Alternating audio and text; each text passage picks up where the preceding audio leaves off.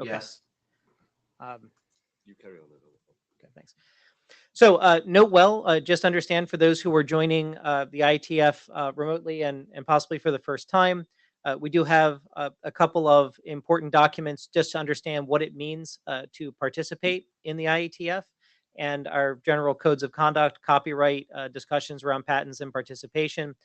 If this is your first time, please take a moment. These slides are available online and familiarize yourself with these best practices. Note really well that if we have a couple of things that we ask people to do in the meetings themselves. One is if you are dialed in remotely, please make sure that you have muted your audio and that your video is turned off just to help preserve bandwidth. And additionally, we do have codes of conduct for how we conduct ourselves in the meeting, and we ask that everyone conform to those. If you are in the room and please make sure that you are logged in to the on-site tool. And if you are to join the queue, please make sure that you join the queue online. Similarly, if you are a remote participant, please make sure to also join the queue and not just put questions in the chat. Our overall agenda for IETF is here. Our specific agenda for today is as follows. I will leave this up on the screen and simply ask, is there any request for changes or updates or other things that we would like to cover today?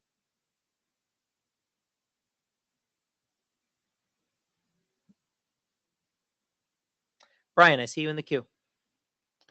If there is somebody from CCSDS who is willing to give a brief status of the BP V7 Blue Book, that would be helpful. If not, then myself or somebody else might be able to do that after.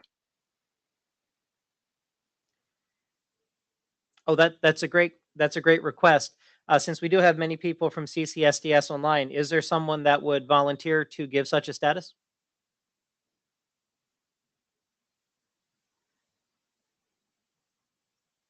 Well, I will ask folks to think about it. If not, by the time we get to Brian, if we don't otherwise have it, when we get to the end of your proposed work, maybe we could add that, tack that onto the 30 minutes that you have.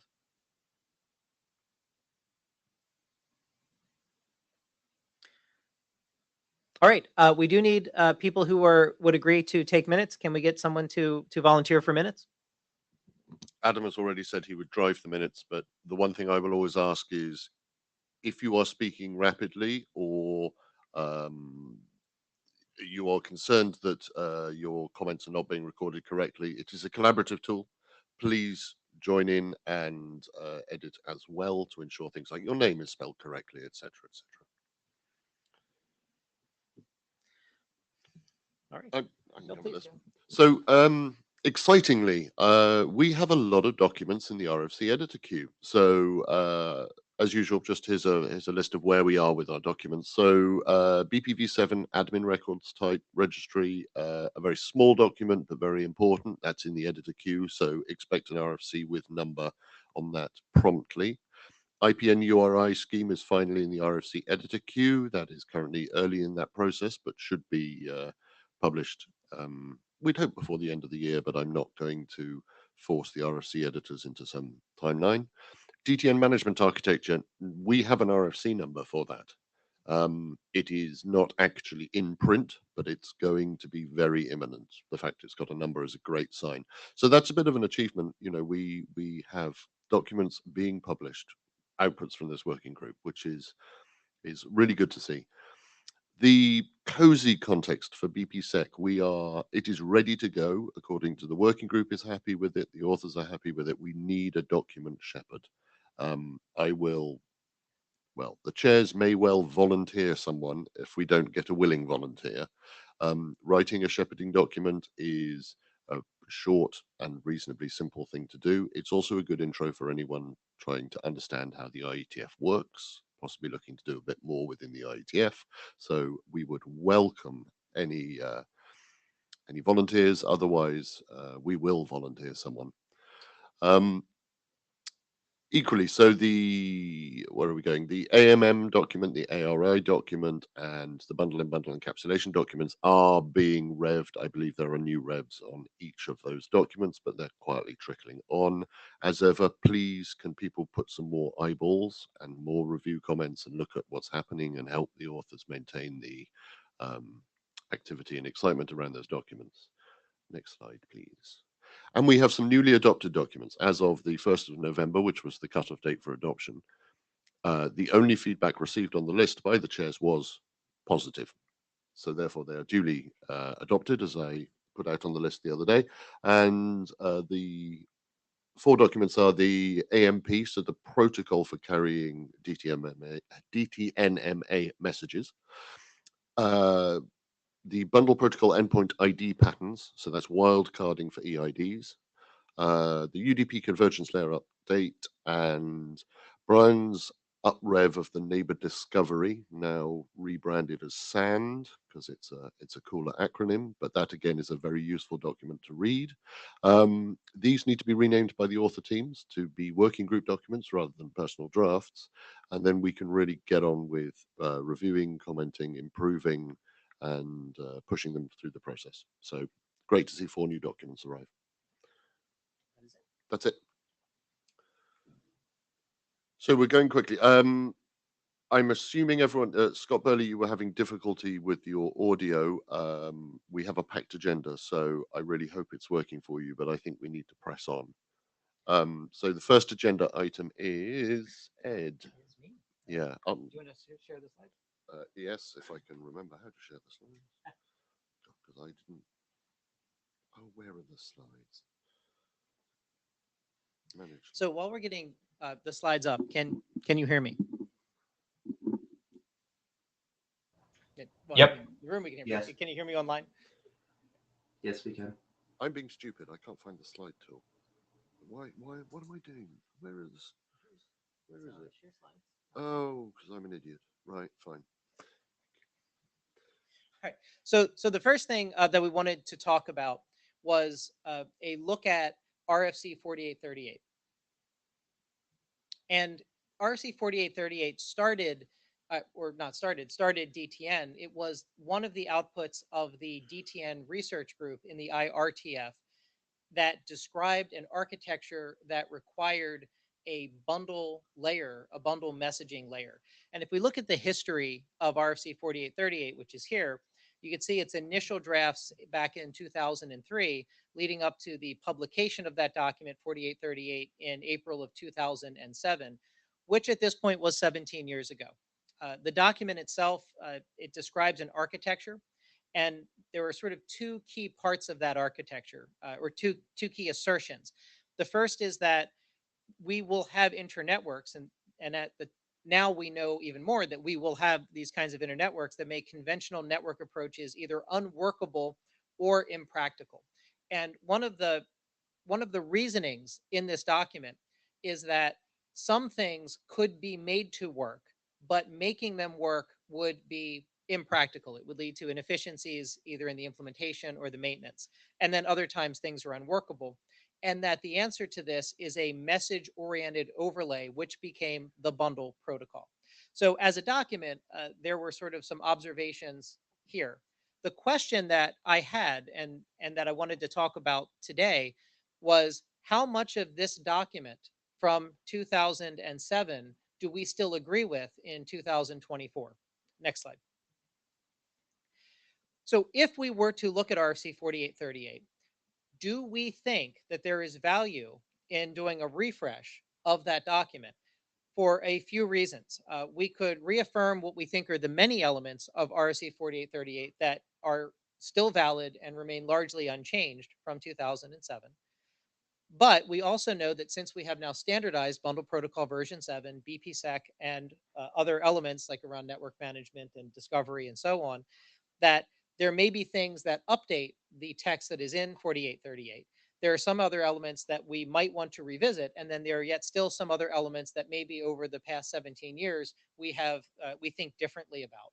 And ultimately, would we and should we produce an additional architecture document that is itself the product of an engineering group in the IETF and not a research document or an experimental spec from the IRTF. And if you can just go back a slide one, the other thing I wanted to mention with RFC 4838 is when you go and look at this online, the first thing you see is that top banner. This RFC was published on the Internet Research Task Force stream. This RFC is not endorsed by the IETF and has no formal standing in the IETF standards process. So it would be nice if we had an architecture document that did not have that caveat. 2 slides forward. So if we were to summarize some of what is in that document, because it has been a bit, and maybe some have not looked at the document recently, the fundamental observation is that there are existing internet protocols that do not work well for some environments, which again, I will emphasize does not mean cannot be made to work, but do not work well in those environments. And here are some of the assumptions or the observations that were made in 4838. One being that an end-to-end path exists for the duration of a communication session. That is an assumption that is made in sort of existing internet protocols at the time. That retransmits are going to be based on timely and stable feedback from data receivers, and that would be an effective and efficient means of repairing errors is another assumption. That the end-to-end loss is small.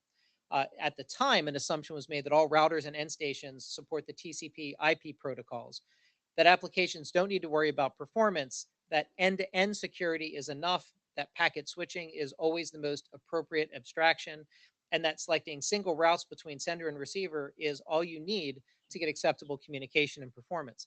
So if we look through that set, there are a few things here that we know are not as assumed as they were in 2007, mainly that everything is only TCP IP.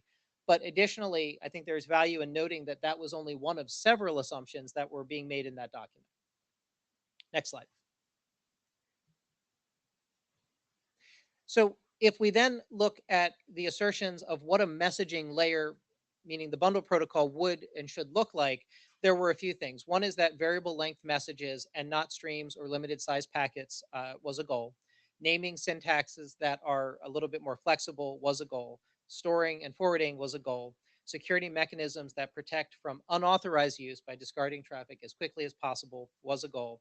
And some kind of coarse class of service delivery options and tagging data lifetime, not hop count, but tagging data lifetime was a goal. I think most of those, if not all of those, remain goals and are codified in BPv7. Next slide. Then there are a couple of comments on applications that would be running in this kind of environment. One is that applications should minimize the number of round trip exchanges. The other is that applications need a way to cope with the fact that they might restart either after failure or just generally while the network transactions remain pending. Another is that you might want to inform the network at the application level of useful lifetime and importance of the data to be delivered, and that information is included in any application data units that could be treated as independent units of work in the network itself and not solely as part of a stream. And that additionally, applications don't only have to deal with the conversational implications of long delay paths. That is one of those issues. But another is that applications could terminate between sending a message and getting a response. Again, to the second bullet, which is not just because of failure, but just because of the nature of applications, how they would be online, and whether the application, the processors that power them are duty cycled or not. I think that many of these observations on the nature of applications running over a DTN are also still likely to hold. Next slide. Similarly, if we have a bundle messaging layer, then there are some assumptions on what is useful in that layer.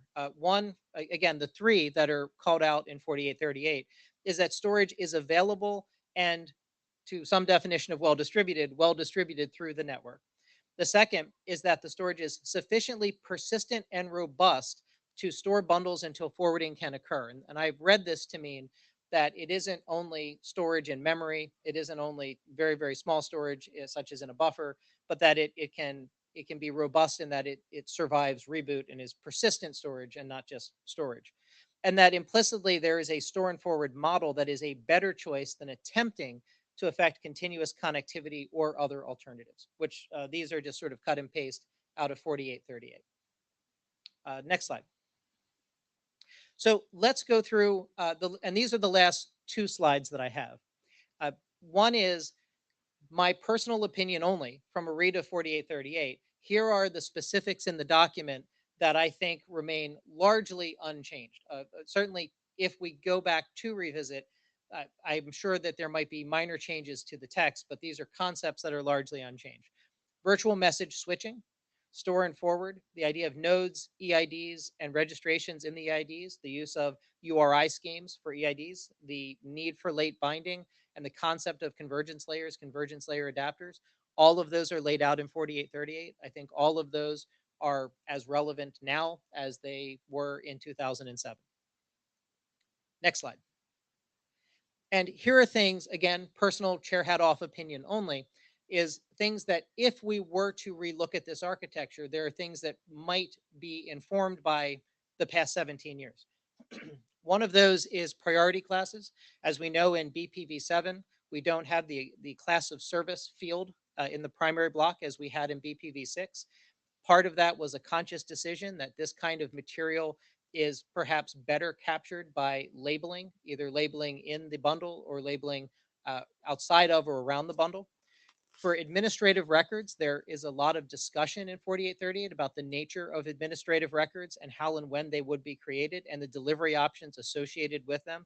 And that appears twice here because administrative records is sort of talked about in two different contexts in 4838.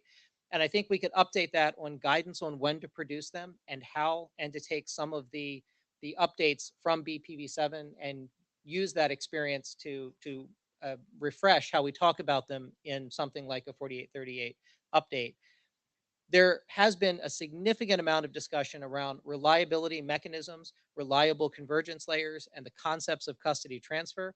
And I think that that discussion that is in 4838 could be updated usefully with what we think of today. And I know that later in this meeting, we'll have some additional talks about reliability and custody transfer. Additionally, updates around the discussions on anycast and multicast. Additionally, some updates on the concepts of congestion and flow control. And there is a somewhat large section in 4838 that speaks to security, but it speaks to security using some of the IRTF security mechanisms, and that could and probably should be updated to reflect BPSec, which does have different mechanisms in it. So what I was hoping to do just in the beginning here is to stimulate some discussion to ask the working group, do we agree that having a DTN architecture document that talks about the needs of a bundle protocol messaging layer coming out of an IETF working group that preserves the items that we think are unchanged and opens up a discussion and a refresh and an update of things that might be useful for review is something that we should look at? So I will stop there with just having asked that question. Go ahead, Alberto. Thanks, Ed, and folks. I'm wondering what are the benefits. I am definitely supportive of. It would be good to have it, but I'm wondering what would be the main benefits of having, such an update at this stage. Oh, absolutely. So one more down. Oh, 3. Oh, sorry, 3. Start counting at 0. The observation, and again, this is the question to the working group, is currently RFC 4838 is a product of the IRTF. So from the landing page, if people were to look it up, it has no standing in the IETF. And so I think a version of the architecture that is produced by an engineering working group would be helpful, because we are seeing people that are unfamiliar with DTN trying to understand DTN and understand the architecture and the assumptions associated with it. And when they do that, RFC 4838 is a seminal work, and it comes up and it's one of the first things that people find. And yet, because it was from 2007 and there are elements in it that have changed, then it causes some confusion in the external community, because they will look at 4838 and some of the things that are in there do not match what is in BPv7, what is in BPSec, or how we're reasoning about some of those other elements. And so for those reasons, simply to say that we have something out of an engineering working group and something that tracks the standards that we have made since 2007, I think would prevent confusion. Awesome. Thank you. Can I rephrase that in slightly strangely in CCSDS terms? Please. So I think you could consider 4838 as effectively an orange book. And what you're asking is, should we make it a blue book? Yes, I think that works. I think that is a good analogy. Go ahead, Ronald. You're not in the queue, but go ahead. Oh, yes, you are. You've arrived now. My meter goes lagging. Hi, Ron Intveld. You keep saying that this 4838 has no standing in the IETF. Oh. But I seem to recall that at least in the first charter of this working group, there was a statement that the work done should not violate any of the principles of the 4838 document or similar words. Why was that abandoned and when and how? Well, so I have two quick comments, and then the first is when I say no standing in the IETF, what I mean there is simply that statement, which is if you look at 4838 online, that is the banner put up in front of the document, which is this RFC is not endorsed by the IETF and has no formal standing in the IETF standards process. So that is by fact that it is an experimental RFC produced by the IRTF. So anyone that looks up this document, that's the banner that shows up on the website when they pull it up. So that was my reference. So I'll stop there. Yeah, to address your comment, Ronald, I think that was in the original charter and we stuck by it. And I think you could draw a dependency tree from all of our current work, even today, back to that charter item and this document. I think Ed's point was over the intervening, how many years, 17 years or whatever it is, time has moved on, and BIS documents are something that the IETF does regularly to refresh the content to align with current thinking, etc. So it's not a deviation, it's not a rewrite, it's not a reproposal. It is literally a refresh and a bring it into an IETF informational standards track document. And that is the question being posed. I will also Yeah, it's a say question. the DTN working group in the original charter, it was to take the products of the DTN research group, apply the lessons learned from their implementation and experimentation, and from that produce IETF documents.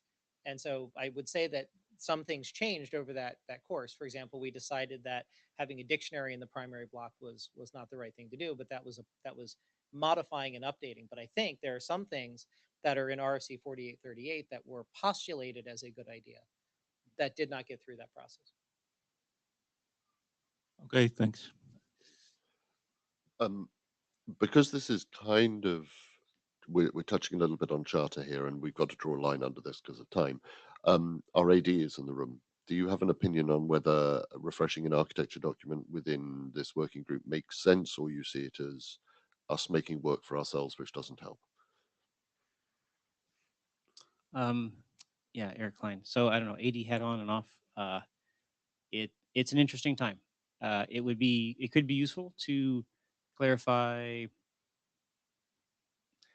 bundle protocol behavior, the behavior behavioral requirements that lead to bundle protocol, and possibly differentiate them from whatever any deep space IP working group might be chartered to do.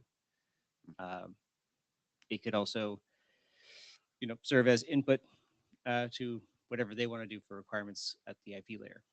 I think it.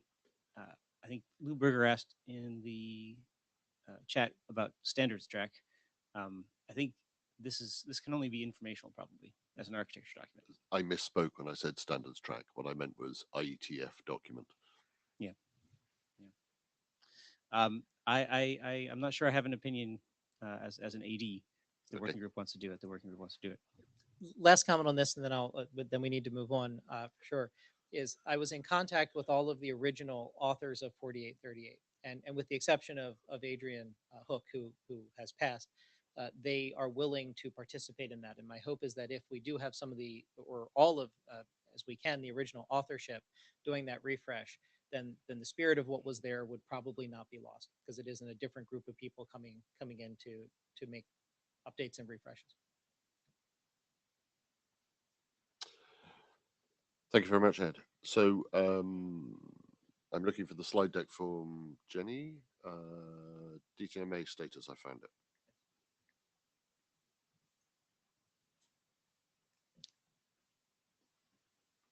Let me just work out how long you've got. 15 minutes.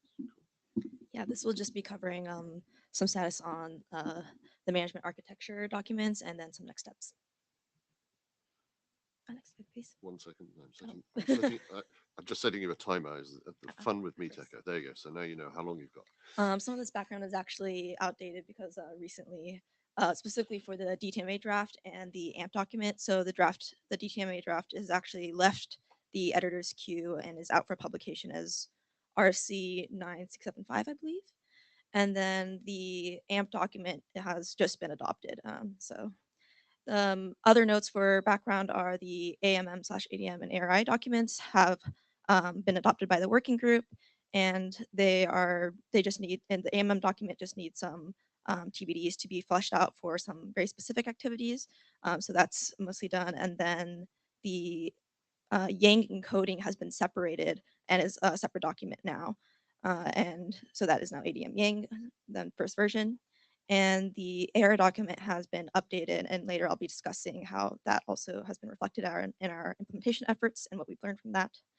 So existing implementation of earlier drafts existed in some GitHub repos owned by NASA AMOS, and that exists separately from our implementations that have been updated to reflect updates to the AMM and ARI documents, and those are now in completely public repositories, which I'll also mention later. So next slide, please. Just to cover the topic areas as part of the background. So the first three, the management model, the data models, and the application and operational data models are covered in the AMM documents, including the encoding. So the application management model includes what is being represented, sort of language for that, what types you can use, including object types and data values, built-in values, and also covers agent and manager activities. The application data models are static object instances, and then the runtime equivalent of that are the operational data models. So again, the Yang representation of ADMs has become a separate document, and that includes the base semantic types ADMs, including the AMM ADM and the display hints ADM, which just covers basically hints on how specific types are displayed as text. The representation of how data values and how those are exchanged is in the ARI document, which is based on URIs, and is just the representation of that. The transport binding is in the AMP document, or specifically the BPv7 transport is in the AMP document, and we expect there to be other documents covering other transport bindings. And these should include security requirements, and in the AMP document, it covers the requirement by discussing how BPsec is used. The agent state management, these ADMs are also part of the ADM Yang document, and this includes the agent ADM as well as an access control ADM. Next slide, please. So this graphic just covers how the documents relate to each other. So the DTMA document, which is now out for publication, is referenced by the AMM, and so on. You can see how these are all based off of each other. Next slide, please.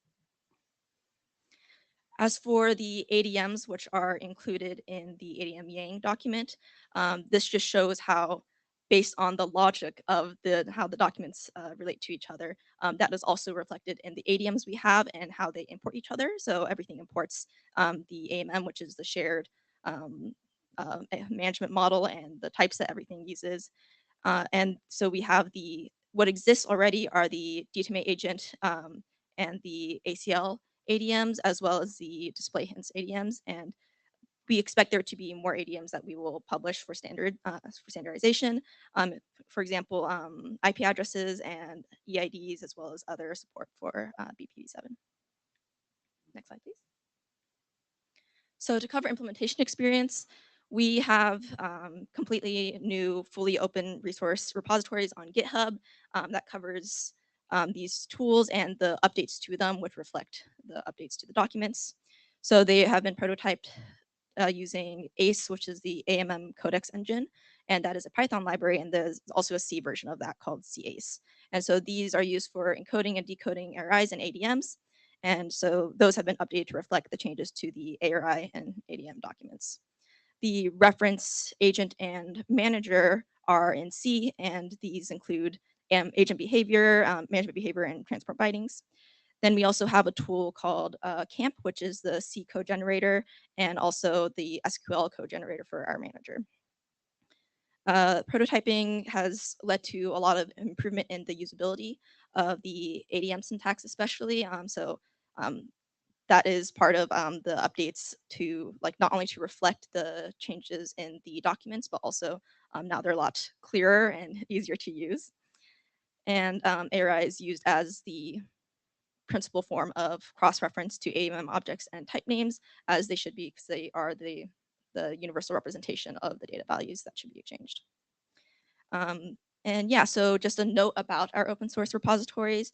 These have a stable main branch, and there's been a lot of implementation already, or development already done, but more development will be done in the APL FY24 branch. And those are currently where we're reflecting the changes to match the updates to the documents. Yeah, and the NMS is an integrated system for the manager, which includes the UI as well. Next slide, please. So just next steps, again, because of the recent adoption of the AMP draft, that can be crossed off, which is nice. But next steps just include closing any gaps so a lot of updates have already been made, but there are still some things that we need to check and update. And then we're going to get more implementation as a result of that and report back. Just a note about for ADM enumeration, we have some discussion that we need to have about two-part enumeration, so including the organization name as well as part of that. Because our Python library for ACE uses Piang, we just also need to consider shepherding changes since that is part of the IETF data tracker. Yeah, and those are just all our next steps relating to DTMA. Are there any questions or comments regarding this? Just one addition, because I do know that we have some CCSDS people also on the line. That there is a need for certainly for this work, for those who are unfamiliar with this work from past IETF presentations. Part of this is to take spacecraft like autonomy models, particularly from fault management autonomy models, and adapt them into Yang syntax and into more of a network management sensibility. And so I think we've done that quite well here. The CCSDS, I believe, is going to take these documents where they stand now and adapt them into an Orange Book, which is a CCSDS experimental spec, with the idea then that as these go through IETF standardization, there would be a future rev of those. So my ask is that if you are joining us from CCSDS, if you have not seen these documents, please take time to review them. Similarly, as you are reviewing them or any experimental book built off of them, please continue to come here into the mailing list with those comments as you see anything that matches or needs to be adapted to your sensibilities. And Rick here, I'll add chair hat on. There is an official liaison between the IETF and the CCSDS to exactly manage that kind of dual working. So for those of you with IETF sensibilities, we have a process in place to ensure that work alignment works well. Yeah, and just to note that we have a first draft of the DTMA Orange Book that we're actually hoping to discuss today in the CCSDS meeting. And we're expecting a lot of feedback, so that'll probably trickle back also to IETF, but definitely to the Orange Book. Any other questions or comments or concerns? Thank you very much, Jenny. Thank you. So next up we have Brian Sipos with a whole selection of documents. Because we have quite I keep clicking the wrong button. Oh, Lou, go ahead. Late. I was trying to find the Q button. and I missed the window in the. Go ahead. You've got 5 presentation. minutes. Sorry. So this is to Jenny. So the document is called I forget what it is, but it's basically DTN Yang syntax, You and guys know. as opposed to DTN Yang model or a base model. And it's, we had prior discussions about, are you creating a fork of Yang or not? And I thought we ended up saying we're not creating a fork of Yang. You're going to just create a base model that and other models for DTN are going to include and then use and then build on. So I will jump in briefly and say that that's correct. That is the intent. Where we have specific objects that need to be represented for the autonomy model, we have tagged those as domain-specific language within the Yang syntax. And then I would have either Brian or Jenny jump into specifics on that. But when you talk about the documents, there are like 4 or 5. So which one are you talking about? If you're talking about the Yang One that model, ends in the word syntax. probably the Yang one that says syntax. Yang syntax Exactly. is meant to be a Yang model. It's meant to be a Yang model. It is a Yang model if you open it. I right. It is a Yang model. So I think getting away from the appearance of creating a fork in the language, and I'm speaking sort of as NetMod chair. So right now it appears that you're creating a fork in the language, and That is not the intent. Right. So I think we should take a look through the documents and make sure that it doesn't come off that way, because I do know we started that way. So happy to say that I don't want to, Jenny or Brian wanted to chime in, and then I just have a closing comment. Just like, yes, I think we should consider how it comes off. I will say, I think it's probably because model is part of ADM, the acronym. And so I think the intent was just saying how we use Yang syntax to represent that specific application data, like these application data models in general and these specific models. But if that flags a concern for people who just reading the title, I think it is definitely something to consider as well. I actually was reading the document and I wasn't completely clear. Okay, so I see. It's more than just the title. The Okay. title gets you started a direction. So one of the confusing things about Yang, but you can benefit from it, is that we have models and modules. Mhm. The model is the overall use of Yang. The module is actually the formal definition, the Yang schema being defined for something. So in this case, you might, rather than to avoid your use of model, you just use module. Yang yeah, okay. And then you're good. Yeah, I'm not sure if Brian has anything to say about that particularly. Yeah, that last statement you made is correct. And the nuance of how Yang is being used here is that in the SMI, there is a strong distinction between ASN syntax and SMI models. And in Yang, there's not such a strong distinction because there did not need to be, it appears. But we are using Yang, the language, and the module, like you said, and not using the node definitions of what people would call a Yang data model. I thought we were all on the same page until you spoke. Well, in the interest of time, maybe I can say, can we ask for NetMod review of this document?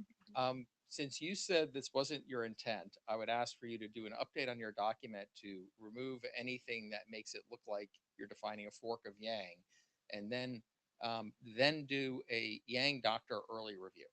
Okay. Just request the Yang doctor early review. Actually, I'm gonna reflect that back at you. Can you please, as a NetMod chair, do a quick skim of the document and advise the areas you see as contentious? Because yes, remove the word Yang syntax. Can you? Okay. Well, that was easy. Yeah. Could you put it in an email, Lou? Thank you. I think we're good. Thanks, Lou. Brian, you are now up, and I will try and find your slides. So Brian had a lot of topics, and we've pushed them all together into one block. So, okay, go ahead, Brian. I'll find you a timer. Yep, these topics are organized roughly by their maturity level. And these are all just status summaries.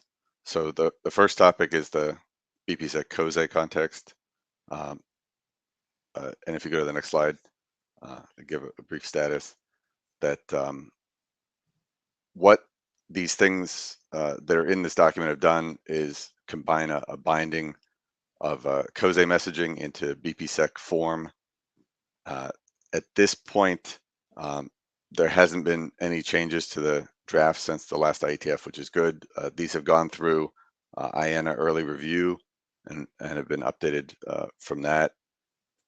And the draft as it stands right now has been prototyped and tested for interoperation between a couple of different implementations, just as proof of you can do what the document says that you can do. This is a general comment on COSE, that COSE itself is a framework for putting your security needs into a structured message. An application that uses this still needs to narrow down what they're willing to do, what they're willing to generate, and what they're willing to accept. But the point of this is to be able to let the application make use of the now large and growing COSE ecosystem, so that when PQC algorithms and all these other things come into the IETF, that there's not rework that has to happen to allow an application to use it. This is not forcing the use, but allowing the use. Next slide, please. So at this point, the document's pretty stable. It's gone past an earlier working group last call. There was a request for early allocation of a context ID that hasn't really been acted upon yet. So I'm going to reiterate that now. And the process for this early allocation goes through the working group chairs here for approval, which then would go through. Go ahead. Noted. Sorry, that was me, Rick, dropping the ball on that one. I should, first off, we, having spoken to Ed, we approve this. We just got to align with IANA and get it to happen. Okay. Yeah. And then once we have an early allocation, what that means is that actual interoperation can occur because we have a code point to use, and secondary diagnostic tooling and things like that can progress more fully. And the last state is that I believe that this document is ready to proceed out of the working group. I did request an earlier informal COSE working group review, and nothing substantial came out of that. I don't know if that's something that the chairs want to pursue formally, but we're not modifying COSE in any way, so it really shouldn't be concerning to their eyes. Rick, chair hat on, we will reach out to the COSE chairs with help from the AD if necessary to get them to just do a review on this. I understand your point. We are literally just reusing what they have, not adjusting it, but point taken. And if nothing else, it's just a visibility that, yes, there is more interest in using COSE within the IETF generally. Yeah. So next slide. That was the, at the time, adopted draft. The rest of the slides are about personal drafts, which some have been adopted. And this is just a real brief summary, again, in order, roughly order of maturity. This doesn't cover the AMP, the binding of the DTNMA to the BP transport, because that was covered by those other slides. This is just these other drafts. But the EID patterns have been updated since last IETF to remove a specific definition for the DTN scheme. So this is now exclusively any scheme specific part match any type of a specific scheme, match all, and the IPM logic, because that's the most well known. But at this point now, this document is complete from the perspective of being able to implement it and not miss any of the requirements. then the updated UDPCL, this has had so far one trial implementation of all the features, another trial implementation of some of the features. Generally, this adds extensibility and some form of segmentation capability, because it's expected that for reasonable bundle sizes, it's expected to exceed a path MTU over IP, and that's normal. So beyond those two base behaviors, there's a secondary menu of other extensions. And now that this has been working group adopted, it's a upfront discussion to say which of these extensions are mature enough themselves to be included in the main draft and which should be deferred.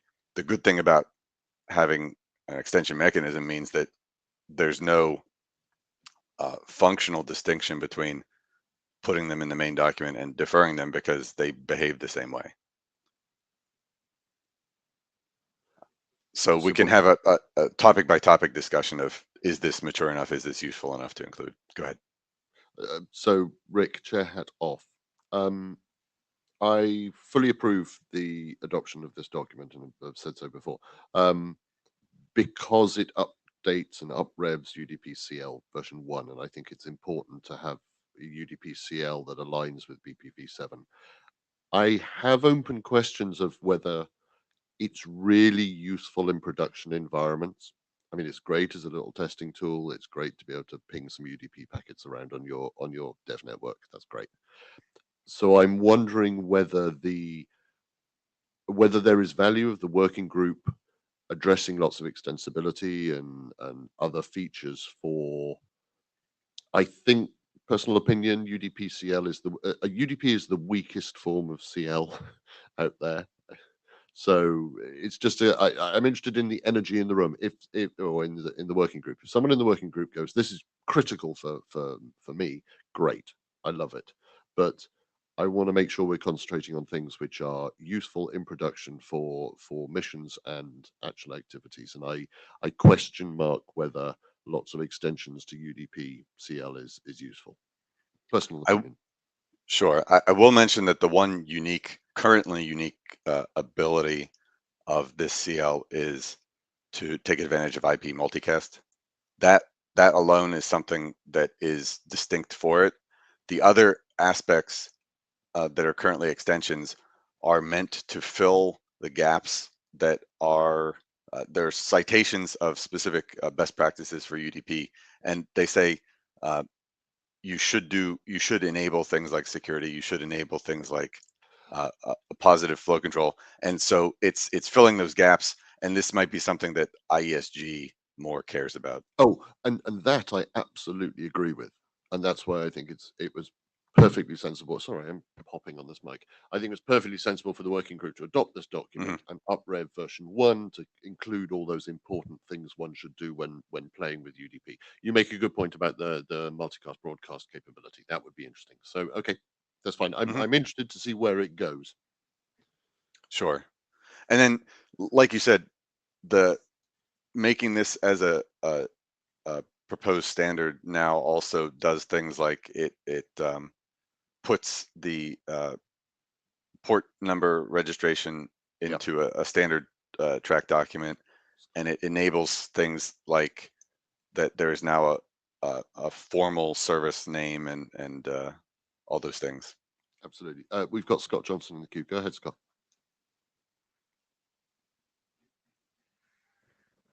Hi, it's Scott Johnson. Brian, I was just curious if either now in this portion or in the next portion, you could describe what dependencies are there between your SAND proposal and your UDP CLV2. Thank you. Sure. Yeah. So I'll briefly describe the next item, which is that secure advertisement and neighborhood discovery. This is a less mature draft only because some of the topics that are covered in it are more open-ended than the concrete needs that are in the UDPCL. But as it's stated here, this is a first attempt at defining a transport agnostic and secure discovery. And transport agnostic means that similar to these other BP layer activities like BPSec, because this mechanism happens within BP, we don't have to reinvent the notion of how do you uniquely identify traffic. It's a bundle identifier. How do you secure traffic? It's BPSec. How do you do other signaling? And because it's happening at it's a payload of a bundle, we get these things, quote unquote, for free and can take advantage of the existing mechanisms. And then there are other things that are discussed in other places, such as deduplication or things like tunneling, that again, because we're operating as applications above BP, we can share the uses. So what says on the second item here is that this depends on the updated UDPCL, and it depends on EID patterns in specific ways. So it depends on EID patterns for the sake that there are some data items contained. So the SAND itself is broken down into different top level categories of what can be advertised. There are things like I'm advertising my under layer, network layer capabilities and addresses. There are higher level things like I'm advertising my BP convergence layers or my BP capabilities. I'm advertising potentially my applications. And the EID patterns are used for things like the application bindings and the BP related things to say these are endpoints that I have registered as, or these are endpoints that I'm willing to forward for, things like that. So it's not the core dependency, but it's a dependence of specific data types inside the advertisement. Then on the relationship to the UDPCL updates, one possible mode of messaging, and there's several that are started to be described in one of the later sections, but one possible mode of messaging is I forget the exact name that's used, but it's non-specific destination, meaning this is what you would think of as a multicast logic, that I'm advertising this specific set of information to anybody that's on a link and it's listening for it. And that is where the UDPCL gets used. There are other types of advertisements, and this is also where there's a nuance inside the implementation that would be certain information should be visible and advertised to certain audiences. And the things I'm willing to tell the whole network might be much less than the things I'm willing to tell a specific peer that I know information about them. So one of the other modes of operation is a directed advertisement, which means I might have discovered a peer through choose one of a dozen different mechanisms. I might have discovered through IP neighbor discovery. I might have discovered through a MANA mechanism. I might have discovered through something like DLEP that a peer exists. And once I discover that a peer on the network exists, I can then do a directed advertisement. So the UDPCL is not strictly necessary if you have other means of figuring out how to tell what network peers exist on a host. But in the broad sense of a node that just got plugged in and doesn't know anything about its environment, it gives the ability to, in a stateless way, say, I am here. Anybody else that's here, please try and contact me. And then lastly, the edge node zero configuration behavior. This was not a document that was requested for adoption. It is a bit less developed than the others, but I'm bringing it up here because this is a fully procedural draft in that it doesn't require any new protocol or code point allocations. I'm mentioning it that if there is anybody who's interested in prototyping this or is interested in co-authoring, that Go ahead, Rick. Yes to both. Okay. Because this is something that, because it's completely procedural, this can be implemented as a kind of a tack on to existing BPAs or existing CLAs without really that much trouble, depending on your language that's involved. And at this point, there hasn't been any interoperation testing, but this is saying make use of DNS, which is pretty well exercised. Just to follow up on my yes, for all of the reasons you just said, and also I think it starts one of the multiple DNS conversations that we need to have going forward. So I think it's really useful to kick that off. Sure. So, yeah. And the good thing too is that it gives some examples of how to use these existing mechanisms that might not be obvious. At least when I started looking at it, it wasn't obvious what's the right way to do things, and this is kind of guidance on what's the right and wrong way to. I think it also feeds into. Sorry, I didn't mean to interrupt. I think it also feeds into how applications talk bundles in an elegant way that doesn't involve setting up full BPAs as servers or as I'm talking more in a terrestrial internet environment. So I think it's the ability to do a curl plugin would be really interesting. And I think this would be a good topic for a hackathon. Absolutely. Because this is something that somebody could genuinely put together a client in a day. What would be a useful precursor to a hackathon would be a router implementation that is known to work.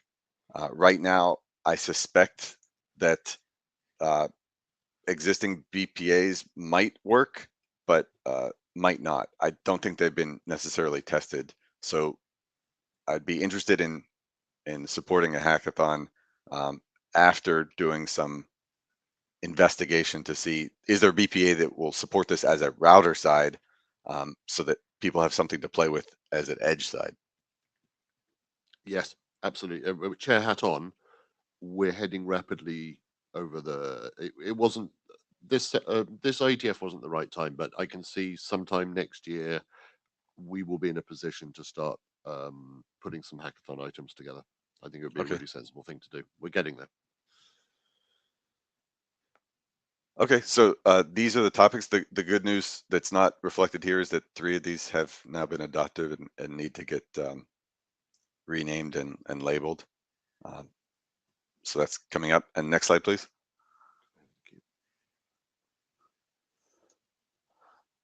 So obviously, this is a little bit out of date, but we had some explanations about some of these topics. One side effect of adoption as well is that if there's anybody that's interested in co-authoring or editing these things, prototyping any interaction, let me know in the mailing list. I'd love to get that kind of feedback. There is what I'm calling a yet unpublished draft related to security association management that is working its way through, and internal reviews. But the goal there is also to provide another potential capability where, if you meet the assumptions, if you are operating in an environment that allows it and wants to use it, it's a way of similar to these other protocols, giving autonomy to the nodes to be able to do the things that you would expect them to be able to do without having a central orchestrator telling them the exact sequence of what has to happen, or having constant contact with a central authority. Go ahead, Rick. So 2 points. First, the EID patterns. I've implemented it. It works really well. It's such a useful tool to have in the toolbox. As you say, security, association management. I mean, it's useful for writing filters and all kind of stuff. Once you've got that idea of a patent wildcard for EIDs, suddenly you find it's useful everywhere within your implementation. So it's great work. Second point was, you mentioned DLEP before. I know we've got the Manet chair, one of the Manet chairs in the room at the moment. DLEP is still is still proposed for the updated charter for Manet. It would be possible quite trivially, and I can offer to help on this, to write a DLEP extension to carry bundle protocol neighbor information as part of the discovery, the destination up and destination down messages within DLEP. So that could be quite an interesting little bit of sort of cross-working group work, and it could be useful for those who are trying to make bundles work with military style radios and DLEP devices. Yep, that is a good point. As I mentioned a little bit earlier, the adopted UDPCL version 2, we can tailor this down and have specific discussions. Even what I might take a note to do is post that list of the menu items to the mailing list and say what makes sense, what doesn't make sense for an initial thing. But the whole goal of these things is that there's existing best practices RFCs about using UDP, and it says, here are the things that you have to do to play nice in a proper network. And all of these extensions are in support of those goals so that we're enabling nodes to operate in environments where there are firewalls and NATs and routers that have active queue management, because that is the environment in which we operate when you plug your box into a terrestrial network, or hopefully in the future when you plug your equipment into a lunar lander, you will get these things, because that's what the Cisco routers that you plug into give you, for example. And then the other thing that's included in this draft is a general section, what's called path characterization. And these things, you asked about what is the point of a UDPCL implementation earlier. And one additional point besides the multicast support is having the ability to do positive, I would say, node visible path characterization means that I can do something like MTU probing and delay estimation with UDPCL, and then potentially my node could use that information as feedback into an LTP engine, so that I do a probe and a characterization one time to a destination, to a next hop with UDPCL, and then I actively feed that into my LTP engine so that I say, next time you talk to this peer, you can use a larger MTU, you can reduce your delay estimation. This is obviously assuming a stable a network with stable conditions, but over the course of, say, minutes to hours, how dynamic is your environment, you know? And it's, the path characterization is something that can happen periodically itself to just inform network monitoring and management, so that you can say, estimate my throughput and delay with a peer once every hour, just as diagnostic information. And it's something that can happen, exist with other protocols currently, but I don't know that the application, that the node itself would necessarily have visibility into it. And go ahead, Rick. So a comment on that, chair hat off. I'm wary of requiring an implementation of a particular CL in order to achieve some kind of management information. There's and it seems to be a slight cross-layer violation to say, in order for a node to discover the characteristics of its links with adjacent nodes or potential adjacent nodes, it should require the fact that we can use UDP to do path MTU. I get where you're coming from. It seems an odd way to me, from my understanding of it, to do this. My preference would be to have some kind of, and as you head that way in SAND, which I think is really interesting, a BP layer way of sharing link metrics or path information without relying on and it may be discovered because a certain CL uses a certain technique, but I would rather not. I'd have a loose coupling between those two layers, rather than saying, Sure. "Hey, we've got UDPCL. Use UDPCL. Otherwise, you don't have this information." Yeah, sorry, and I could take that to the list. That's fine. Yeah, and part of this discussion would be that there's an existing, I don't recall the number, but there's an existing, again, best practice that says, when you use UDP over a uncontrolled network, which is basically anything that you plug into, you really should provide a mechanism to figure out your path MTU, because probably you're going to operate in a situation where there's a firewall or a tunnel that reduces your MTU by X bytes, and if you just blindly assume your link MTU is your path MTU, it will not work. Absolutely, and within the scope of UDPCL, that's all great. Sure. But outside of the scope of UDPCL, that makes sense. Yeah. So I have taken enough time. I've taken enough time. Yep. What else? And the last thing, the least developed of these drafts that's been adopted is the SAND.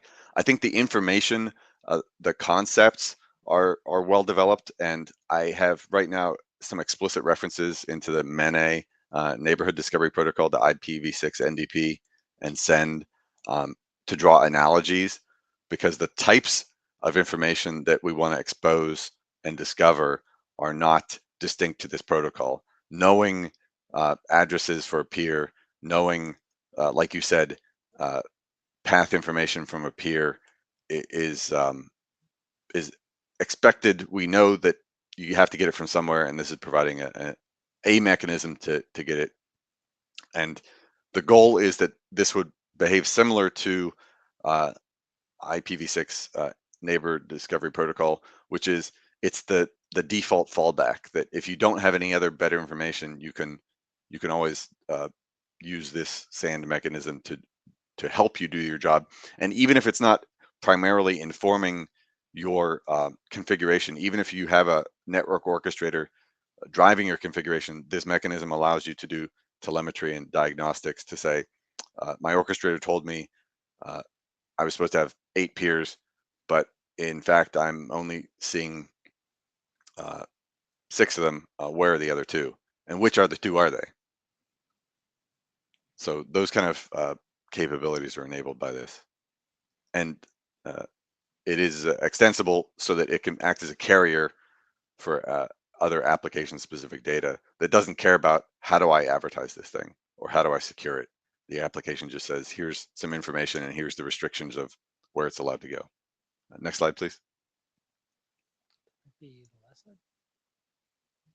Is this the end? Okay. So 2 things. One is agree certainly with the discussions on BP SAND. Would like to see some of that discussion happen on the mailing list. And second is, just because we're at the end of this particular section, do we either Brian, for you or someone else who is online, would be able to provide just a minute or 2 of update on BPv7 Blue Book status?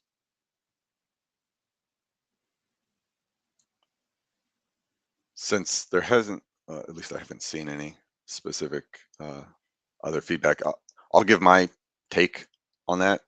The one thing I wanted to mention is specific to the current draft Blue Book, which is not public, is that there is planned to be an allocation of a new LTP client service ID specific to BPv7.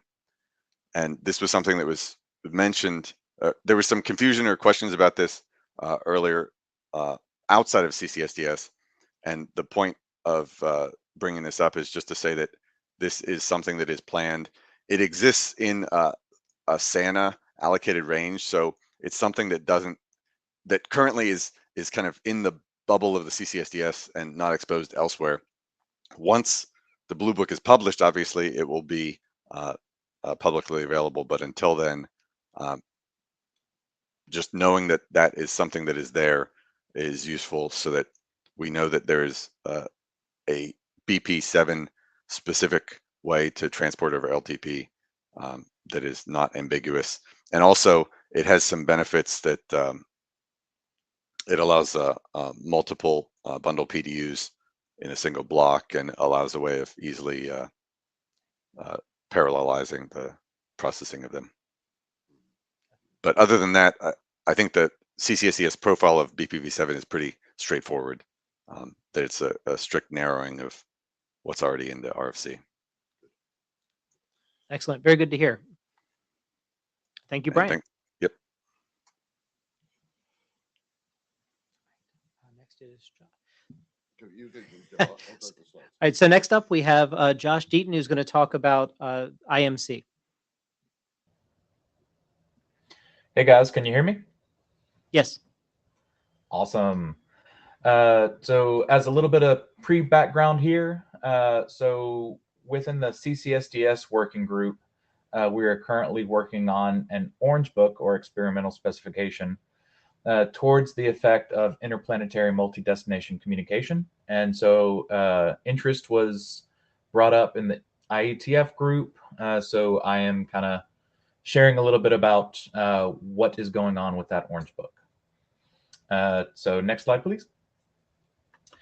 So for background, the interplanetary multi-destination communication is a method for allowing bundles to be transported to multiple destinations without creating a duplicate bundle for every destination. This method borrows a few concepts from traditional IP multicast, but is inherently a distinctly separate mechanism. And one of the other primary things here is that it operates at the bundle layer and not at the IP layer.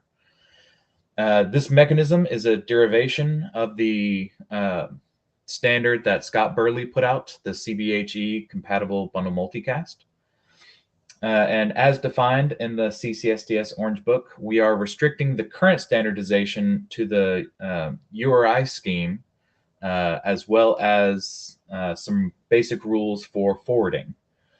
This is because there's been some conflicting discussions on efficient routing algorithms as well as extension blocks. And so as that debate kind of continues, we can at least have something in place.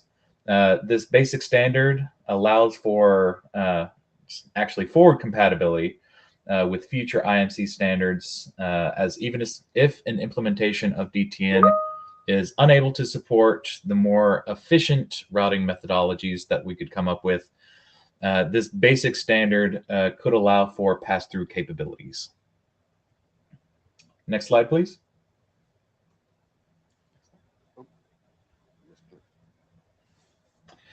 So here's the scheme. This particular scheme effectively comes down to IMC : some form of number dot some form of number.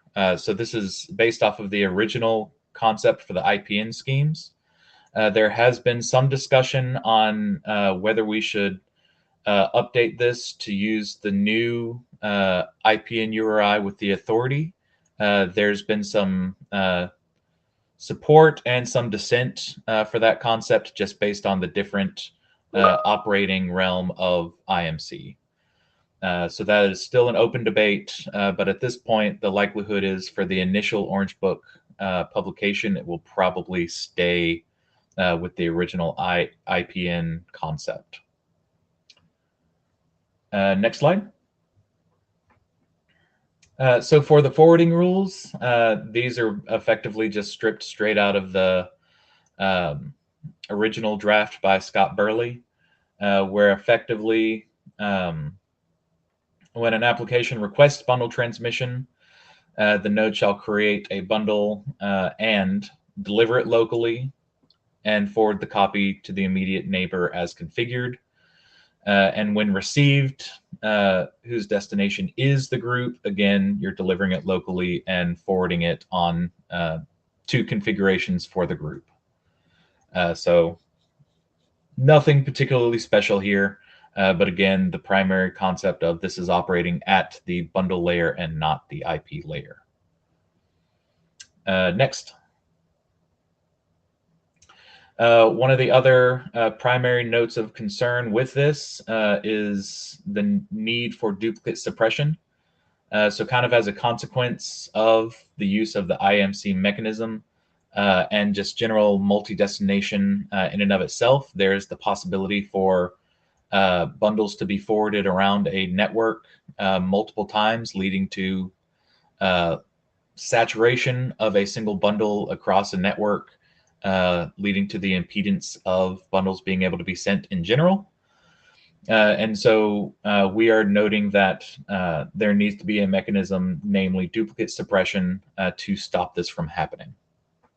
We do provide some ideas for pieces you can use to try and do this, but we are not currently standardizing exactly how that has to be done, as it is more of an implementation specific item. And that's basically it. That is the Orange Book in a nutshell. Again, as I said, we're keeping it fairly short and sweet this time around. Were there any specific questions that the IETF group was interested in? So thank you, Joshua. That was really helpful to know what's happening there. A quick question, sort of almost admin questions. I understand it's an Orange Book, which is experimental, but would you be requesting an EID scheme point for IMC or the EID scheme number from the IANA registries, so that it kind of fits into the ID pattern, so that they are known and public and reserved, so nobody stamps on that? Or are you going to continue to use experimental private use ranges? Yeah, so currently the suggestion for the Orange Book anyways, is to keep it as a privatized range, so it would not go out on IANA or SANA for the Orange Book. Where that gets complex, of course, is the letters IMC. I don't think the textual representation of an EID scheme has a private use range. I'll need to check the actual wording. It's difficult to do with ASCII.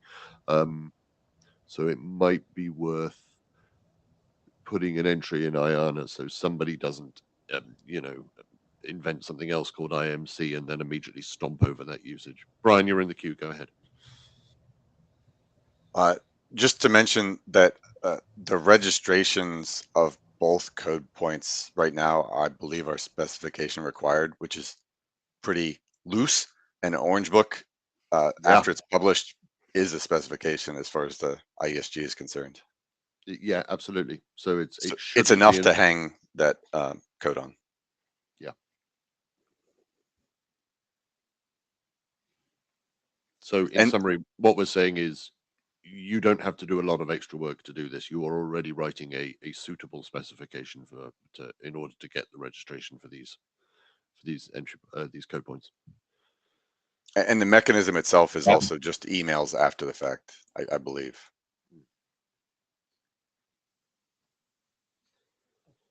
Sorry, I think actually there's two separate registrations, right? There's the registration for the bundle protocol scheme number. Yep. And then there's the URI itself. The URI is actually in the URI registry. So DTN is registered with alongside HTTP and HTTPS and things like that. So, Eric, do you want to state your name? Oh, sorry, Eric Klein. AD hat on. Josh, a question about the slide that we have here, duplicate suppression. When we say it does this by keeping track of bundles that it has received, is the concept here that if you receive a bundle, you inspect your local bundle storage, and if one is already there, you reject the new one, or is there a comparison based on age or other things in the bundle? How do you pick which one you throw away? How do you pick which one you keep? So again, ultimately, it is down to an implementation specific thing, but the notes in the Orange Book are to create a map of, let's see here, or there are specific values, the source EID, the creation timestamp, and there's a couple other possible things that could be useful for tracking, but that the main thing is, instead of holding on to the entirety of the bundle, it's more of a holding on to the routing information of bundles that have passed through. Okay, thank you. Brian? Hi, thanks. On the topic of the group numbering, as a little bit of explanation and some background that I think is useful, aid in discussion later on is that effectively right now, the group number space is entirely private use because this is kind of experimental. All of the code points in the group numbers are up for are experimental or private use, and eventually, if this thing gets into the registries, what will have to happen, I believe, is that we will need to make certain reservations so that there's a carve out of the group space for still private use, but there would also be a carve out for, I would hope, some well-known group numbers, and a carve out also for, I think there's value in having source specific IMC. And the whole point of this is not to say that these group numbers need to be represented differently, but just there needs to be some control authorities for certain ranges of group numbers. And similar to what came up with the IMC, or I'm sorry, the IPN updates, there's a question of, is there a technically convenient way to make large reservation blocks that don't penalize latecomers? So this is just my opinions on some of these things, but when it comes to registering these group numbers and related things, these concerns come up that don't and really shouldn't apply for the experimental side of things. Agreed. Thanks, Brian. Rick, chair hat off again. I agree with everything Brian's just said. At post experimental status, as this starts to once this leaves the does it work phase, I'm wondering actually whether an IMC could be in the same way that IPv6 multicast addresses are a subset of the total IPv6 address space, whether we could do something like that and just roll it under IPN and reuse a lot of the IPN space. So effectively have an IPN multicast address. It's an open question. Since I'm still in the queue and there's a little bit of time left on the clock, one other consideration for IMC use is similar to what was just said, which was the current separation in the Orange Book between the EID and what do you do with things that have this as destination. That separation is, I think, very valuable and falls in line with the late binding principle of the DTN architecture, which is the same thing that applies to all existing IPN and DTN endpoint IDs, which is that the EID identifies the purpose of what you want to happen to this thing, and it's up to the node configurations to figure out how do you achieve that purpose. And I think that separation is just as valuable in this case as it is in the other singleton destination schemes. Thanks. Yeah, and for those that are curious, you could in fact use this on top of the IP multicast in the UDP CLv2 that Brian was talking about before. Because again, the intent is that this provides you the capability that you can send single bundles to multiple destinations and does not prohibit any usage of underlying convergence layers. Alberto, go ahead. Brian, you're still in the queue. Rick and folks, I'm not sure I understood your statement about the EIDs. Are you specifically referring to pre-allocation of service IDs, or are you referring to pre-allocations of node IDs? So to answer that question, not service numbers. It was the node numbers and allocator IDs. And as there's a little bit of, and this is a completely half-baked idea, and really is relevant after the experiment Orange Book phase. So let's get the protocol to work first, and then worry about the addressing. But we know that EIDs can be singleton or can be groups. So an EID in general can be both. Mm-hmm. And I was wondering whether we need a specific EID scheme to say these are groups, which look a lot like IPN numbers, but they're not IPN numbers, they're group IPN numbers, or whether we can do what we do in the IP land, where we say some of these IP addresses are multicast and some are not, instead of saying the scheme defines whether they are or not. So precedence, IP, other precedent is the DTN scheme has that tilde construct, which demonstrates that the group or the service, it's the service in the DTN tilde, if I understand it, is a multi-destination service, multi-member service. So I think it would be an interesting discussion. I'm not sure it's clear cut to me yet whether IMC as a separate naming scheme for multicast endpoints is a good or a bad idea. So open question, and I don't want to take too much more time because we're slightly behind on the schedule. Okay, understood. Yeah, I you know,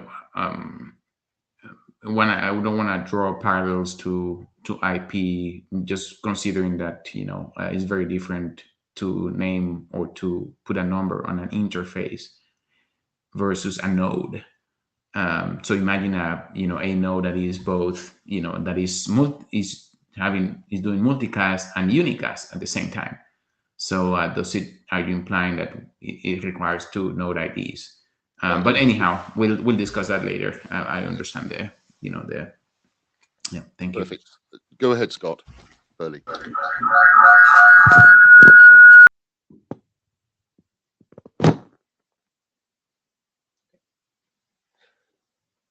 Try again, Scott.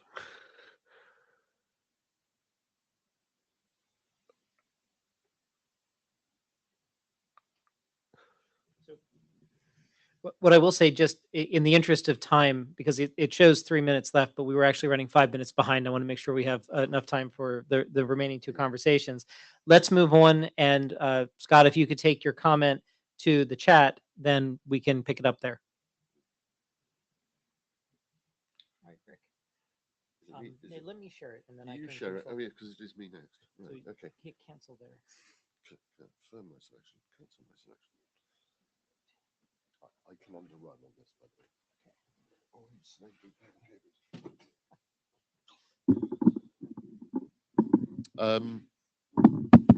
I hope you can hear me. So this is a slightly contentious title because I like contentious titles because hopefully it makes people pay attention.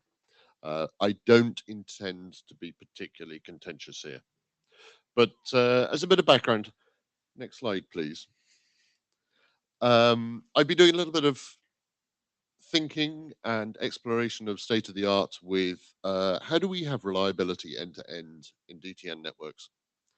And a lot of when you start doing this research and start looking around and start looking to see what people are doing, a lot of the material that's out there in the discussions you'll have with people say, oh, there's custody transfer and it's all brilliant. So custody transfer has been around for a very long time, and the concept is reasonable, and it's all about, well, if we're moving a bundle across a network, well, somebody can hold it and then they can transfer it to somebody else and they can be the custodian and they can signal that they've got it and everything is fine. But I don't believe we have recently looked at what that actually means for reliability. I'm not sure we've defined what we mean by reliability clearly within the people working on DTNs. And I think, oh, custody transfer solves this is the kind of statement that's holding us back. And what I'm actually proposing in the rest of these slides is custody transfer has some really good elements, which doesn't solve the whole problem, but we should stop saying custody transfer because it's kind of a historical concept and we need to move a step or two beyond it, which I hope to talk about. So next slide, please. So a little bit of history. Here we go. It was in BPv6. It was there. It was going to provide reliability by saying, who has the bundle so I can drop my copy of it. Really great concept. Seems really obvious in a store and forward network that you'll want that kind of behavior. So nodes would acknowledge that they are now the custodian, hop by hop, and then the previous custodian could go, great, I don't need to hold that bundle anymore. Sounds great. But it didn't make it into BPv7 for a couple of reasons. First off, when people started to use this at scale and in anger, some of the signaling wasn't as efficient as it could have been. It was, the experimental implementations kind of became the best practice, and people legitimately looked at it and went, it's not great.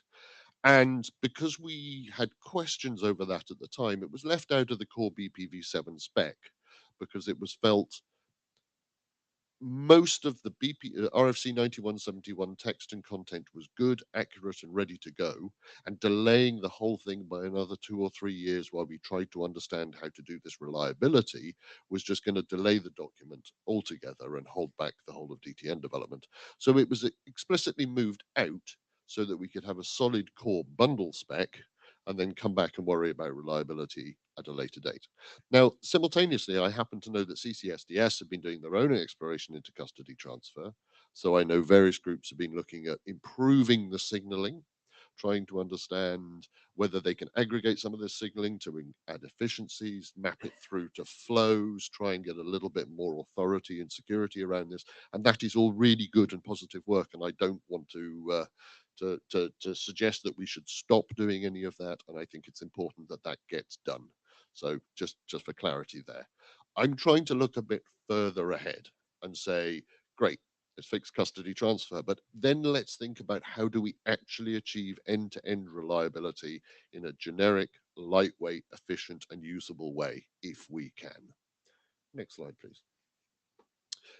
So the good bits of custody transfer. Yep. What we want to do, and Ed drew this out in the discussion about the 4338, 4838 BIS document, is we absolutely must not require retransmission from the source of every bundle when something gets lost. That is just the worst way of doing anything in a DTN to reliability, is end-to-end retransmission. So we've got to absolutely avoid that. And custody transfer seems to do that, which is great. If A doesn't drop its copy until B says it has it, then we only need to retransmit if B says I never got that. Really obvious. Sounds great. Good. Next slide, please. Yeah, it's not enough. I mean, and my argument would be, just because the next bundle along the path, the next node along the path says, yeah, I got it, doesn't mean it's still going to be there when its next opportunity to forward happens. That great phrase, rapid unscheduled disassembly. It happens. It's happened very recently, as we probably all know.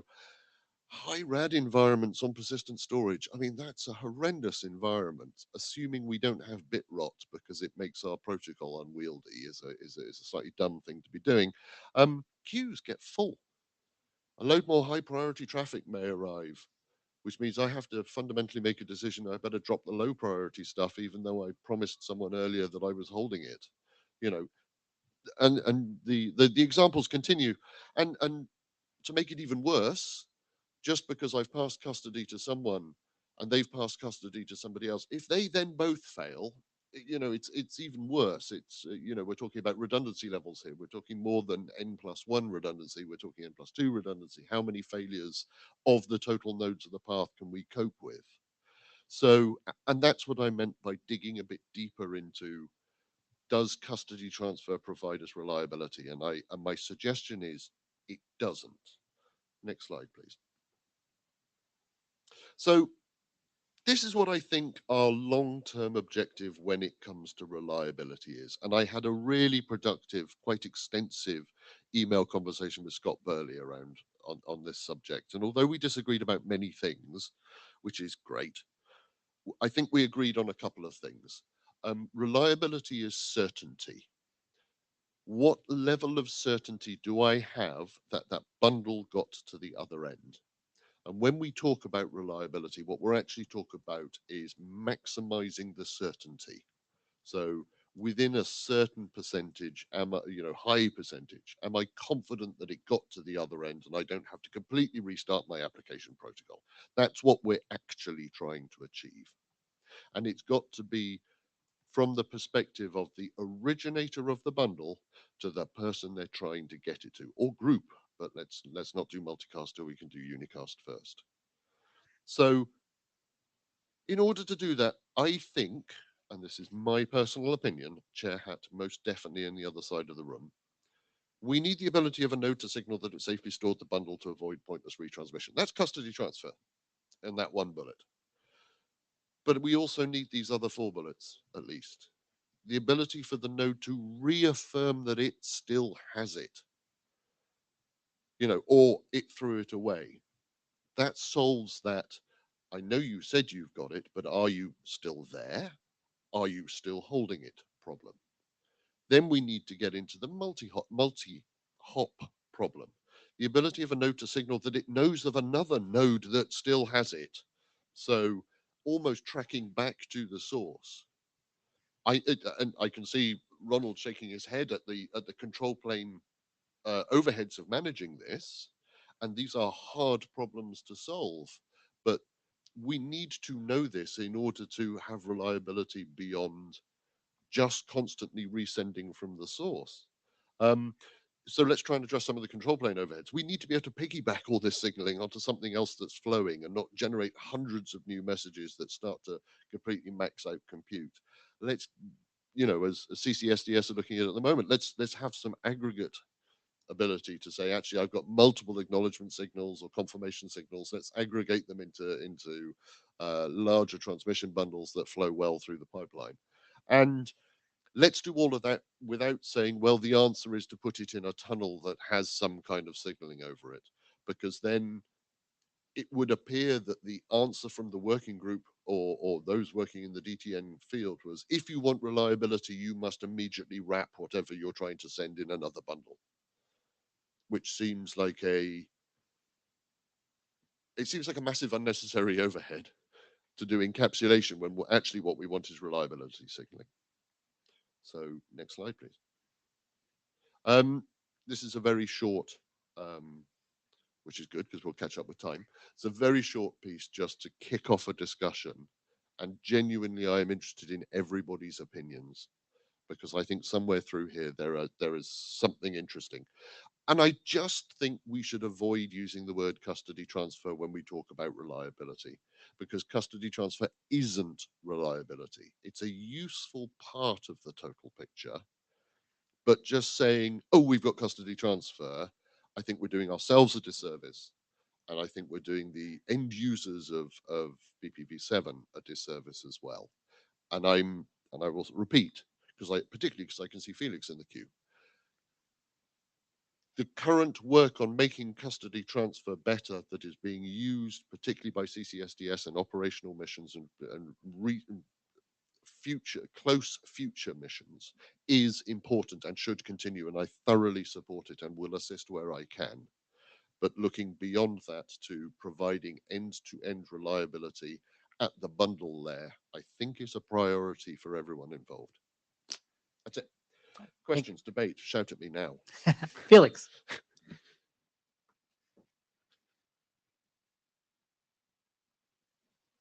I think the CCSDS guys have audio problems. Yeah, Felix, we cannot hear you.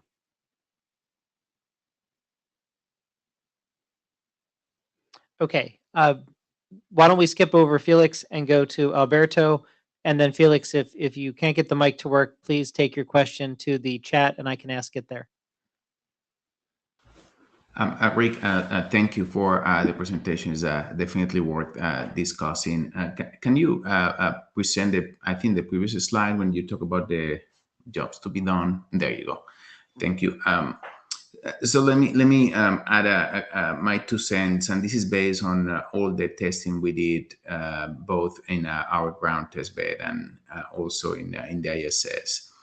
I think that the largest issue we see with custody transfer mechanisms in general is not necessarily the signaling overhead, because those bundles are very, very, very small compared to the data bundles. Yeah. The main issue comes from the algorithms that control custody transfer and the potential overflow of the network, not by the signaling bundles, but by the data bundles that are retransmitted for potential options. And in all practical terms, the number one issue is related to link failures or discrepancies between the planned contact plan, what actually happens with the link or to the link. So I think when we look at it from this angle, at least from my perspective, I'm way less concerned about some of the topics that are highlighted here in terms of reaffirmation, and because those are very corner cases. The big case to solve for is the potential overflow of the network based on the data bundles. And I particularly think that this is not necessarily related to the way you signal custody or reliable transfer, but it's more about the handling of those algorithms, which is what do you consider as custody, and or when you consider that the node doesn't have custody in that sense. So I'm from my perspective, I don't think that the mechanism per se, the existing mechanisms may be wrong. It's more about the algorithms that control that internally, which is outside of the protocol realm. Yeah, I agree with everything you've just said, particularly your comment that the number one source of failure at the moment is the link, and that's why I fully support the ongoing work that's happening with custody transfer to try and make that my link has failed mechanism work, and why I'm supporting exactly everything CCSDS are doing to mature custody transfer as it is. But it's that less likely but still completely breaks end-to-end reliability and forces full retransmission of the node failure that I think we should look at longer term. So yeah, thank you.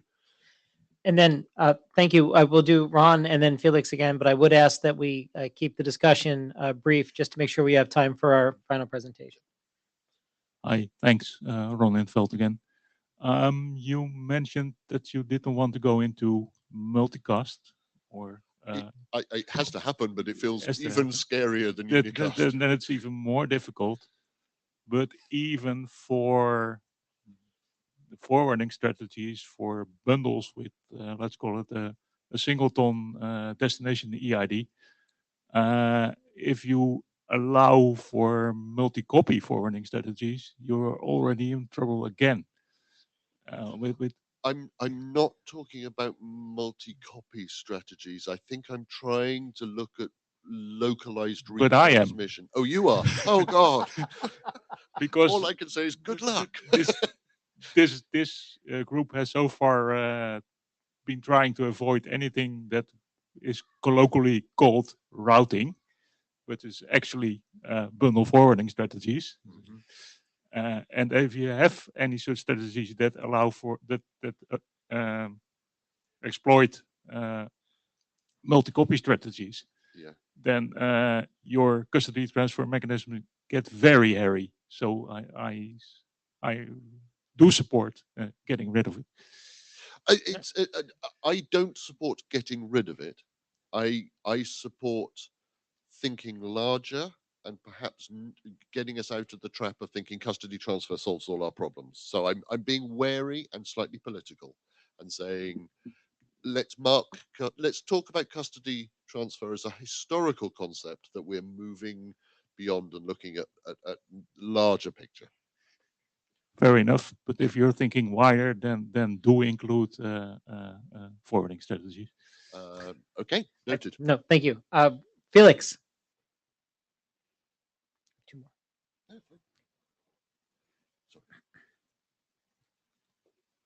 Felix, we're still unable to hear you. Let's move on to Scott. Hi, Scott Johnson. Since we're talking about reliability, and you even have the word on the slide here, what is the scope of that? I mean, are we simply ensuring that all bundles and/or bundle fragments or application data unit fragments are reaching the eventual end destination?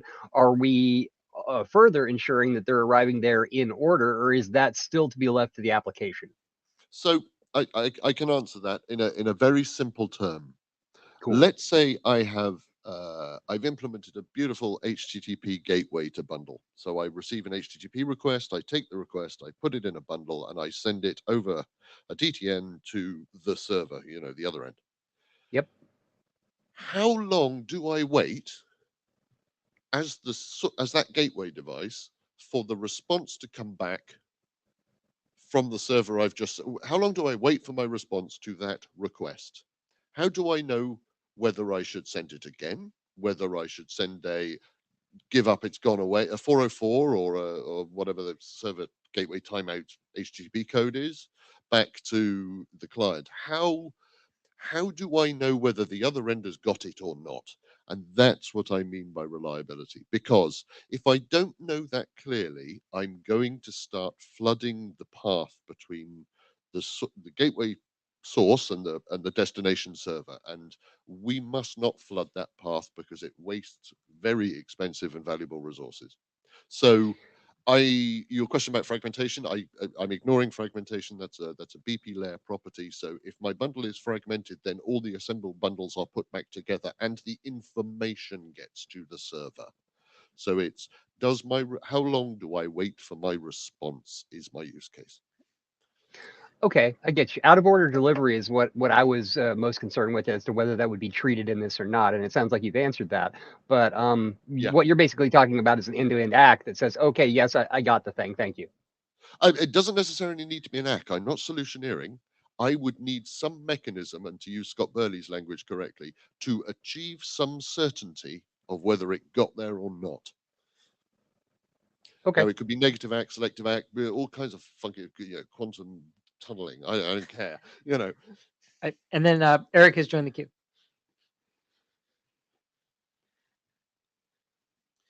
No hats. Something, just too many contexts going on, and something you just said triggered a question that you may have answered that I missed. Is this ACK mechanism, is it application end-to-end or agent end-to-end? So I want to be careful about using the word ACK mechanism because I don't want to propose a solution. But I see this as a bundle protocol capability. I see the application saying, "Hey, BPA, you're built on this really cool bundle protocol stack, and I can just ask you to get this reliably to the other end. I would like to be able to set a flag in my API call or my submission request to say, I need this reliably delivered, please, because it's important to me." And presumably that includes indication that it was? Yeah, includes negative. It's that I require some indication of certainty, either yes, it got there, or give up and react appropriately. It's a service of the bundle layer then. Yes, I see it as a bundle layer service / capability. All right, so I will call time there. Felix did post a comment on the chat, so I'd ask that we read it there, and I would ask that we take the additional follow-on conversations for this to the list because Yes, I think please. there's quite a bit to say here. Yeah, and this is meant to be a triggering a big list presentation. Thank you. And then our final presentation is the interpeer architecture. Well, hello, thank you for having me, first of all. Last year I walked into this room completely unprepared, this room, not physically, but in Prague.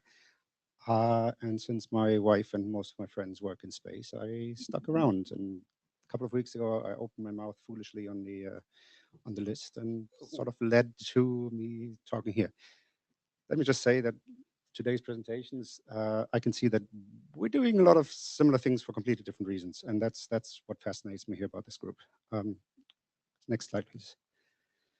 So I want to quickly give you a little bit of history where I'm coming from here, what my goals are, sort of thing, how this might relate to the group or might not, and then quickly run through the layers of the architecture. Just if you want way more detail, there is a series of videos that I've linked here. Yeah, you can hear me talk about that for about an hour or two, if you want. Okay, next slide, please. So this is a bit of prehistory in a way. 2006, almost 20 years ago now, I did some work on video streaming over peer-to-peer networks. For context, for the people who were not around at the time or who have problems remembering, YouTube at the time limited videos to 2-minute uploads, very low quality. They did crack one thing though. They had cat videos that was very popular, but we had sort of almost digital TV quality full films and episodes, and that was quite interesting to see the difference. We based this on a proprietary stack. Realized quickly that for live streaming or broadcast it didn't work, so we did our own thing. Trialed this in March Madness in 2008, which kind of worked well, and then, you know, as startups go, it went the way of the dodo. But what sort of what I was left with is hey, this stuff should exist in a standardized way. Next slide, please. So then, for a bunch of years, for many reasons, I didn't do really anything about this. But I thought, you know, this kind of needs to happen. This kind of needs to happen, and it didn't until 2018. Blockchain peer-to-peer seemed popular again. For a while after Juiced, anything peer-to-peer was sort of a poisoned word with venture capital. So, you know, it seemed to work again. But blockchain world and what I was trying to do here was not really very compatible. So I went to NGI, got a grant, went to ISOC Foundation, got more of a grant, got another NGI round. And that's all great, but it all transformed what I was trying to do. And now it looks a lot more like what you guys are doing, and that's nice.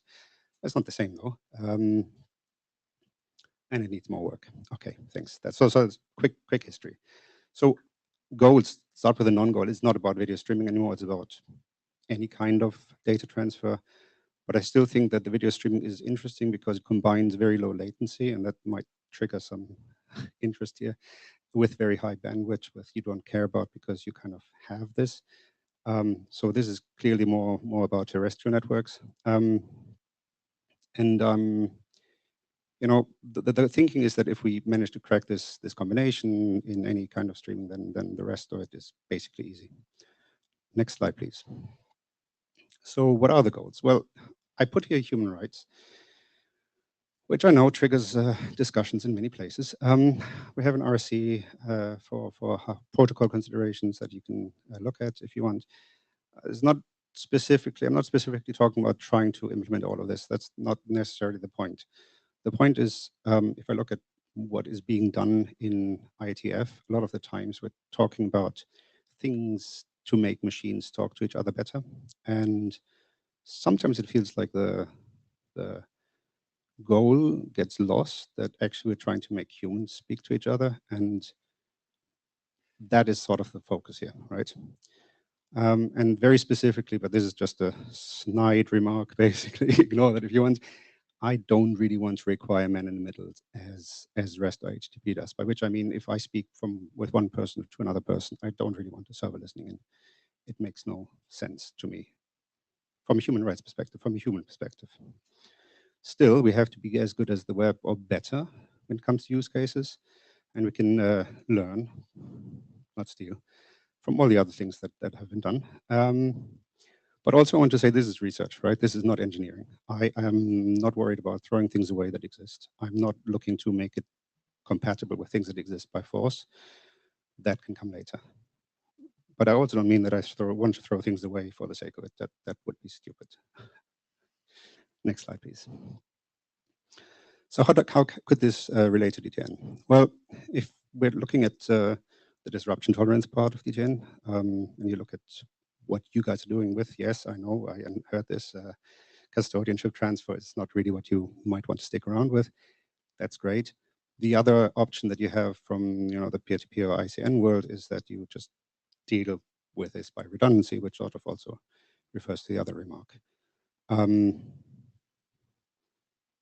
There is an interesting conversation to be had there, which I kind of want to participate in. Next slide, please. The other question that you might ask is, what does this whole low latency stuff have to do with something like delay tolerance, which is, very high latency? And interesting enough, the answer to both is that round trips suck. We don't want to have round trips. And if I look at many protocols that are being designed in IETF, they all seem to assume that it's totally easy to, send a small request somewhere very quickly and get an answer, and then consider, processing more. It doesn't really work if you either have very high delays or one very low latency. So in that sense, one of the patterns that's emerging here is to try and, if you need round trips at all, try to avoid them. But if you need them at all, try to push them into a sort of first phase where you set up things, and then in a second, which I just loosely call preparation and execution here. In the execution phase, you try to just work with the information you already have, so that you don't have to make these round trips anymore. Next slide. So what possible overlap is between what I've been doing here and you guys? Actually, it's only the upper layers, and I want to talk about this later. I'll get into this. Next slide, please. So the actual architecture part.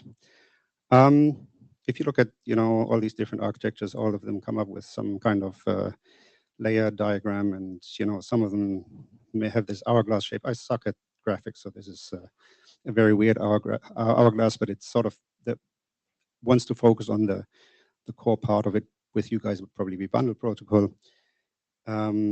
Here it's more of a generic group sync mechanism, which is conceptually similar to multicast, let's say, but it focuses on an identified resource of sorts. The resource in question is just, in the abstract sense, it's just something that you collaboratively work on, but it has an identifier.